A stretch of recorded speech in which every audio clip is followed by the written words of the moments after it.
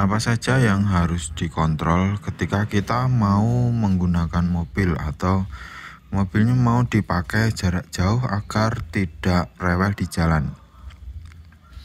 Nah, di sini bagian mesin ini beda sama motor ya. Untuk pengecekan ada beberapa bagian. Nah, yang pertama-tama ya sebelum mengecek itu pastikan tidak ada bau-bau tikus ya.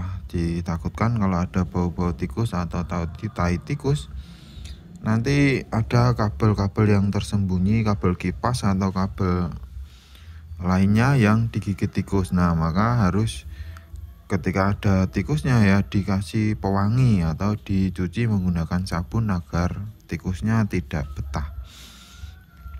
Nah, selanjutnya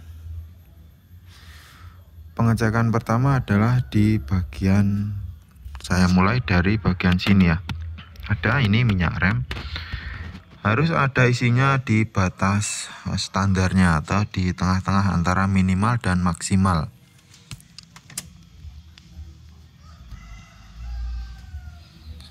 Ini maksimal, kemudian ini minimal. Nah, harusnya di kocak-kocak ada di tengahnya ya, seperti ini agak ini di tengah ya posisinya. Selanjutnya, kalau menggunakan aki basah, kita harus mengecek akinya, airnya ada atau tidak ya. Nah, seharusnya di level ini antara di tengah-tengah ya, boleh penuh atau boleh di bawah, tapi jangan sampai di bawahnya lower level.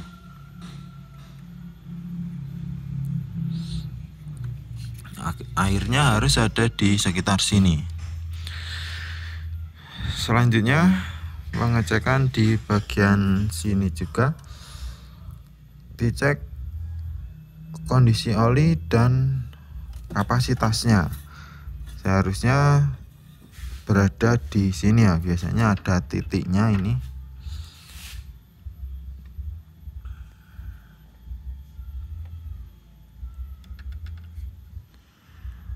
Nah, ini garis bawah. Nah, saya tunjuk biar enak.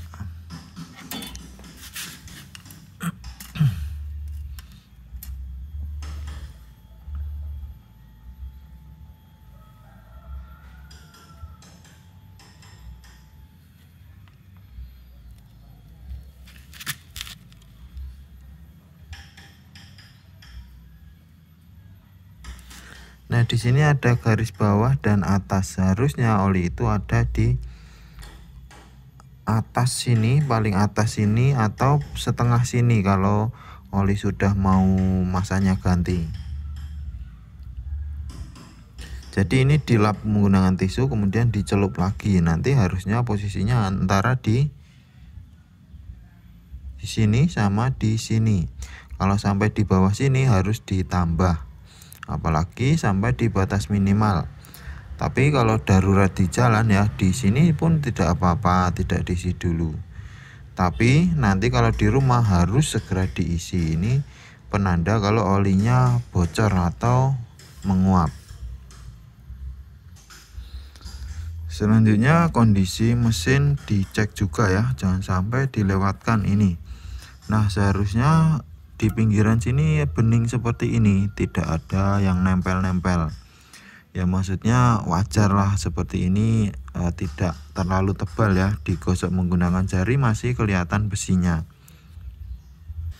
Tapi kalau ada keraknya sampai tebal, nah itu berarti teman-teman terkena oli palsu. Itu harus segera di treatment.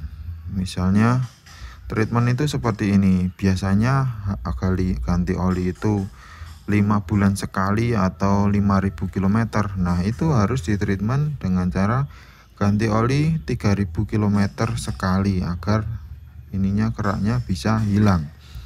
Kalau tidak seperti itu, nanti mesinnya akan overheat karena jalur olinya tersumbat oleh kerak tersebut.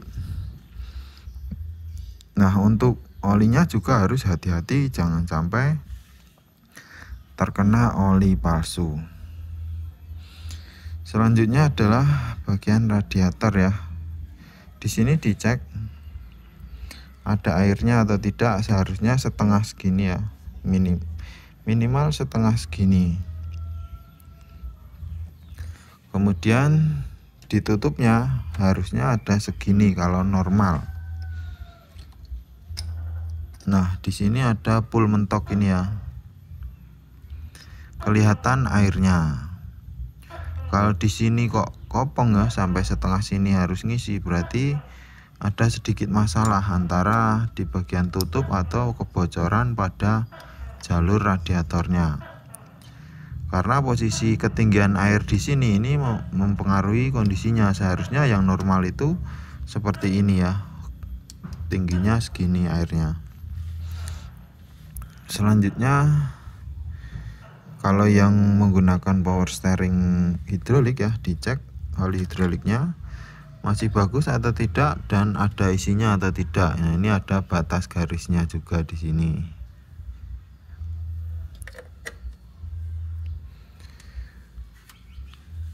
Selanjutnya bagian wiper ya, ini diisi dengan menggunakan air sampo atau air sunlight.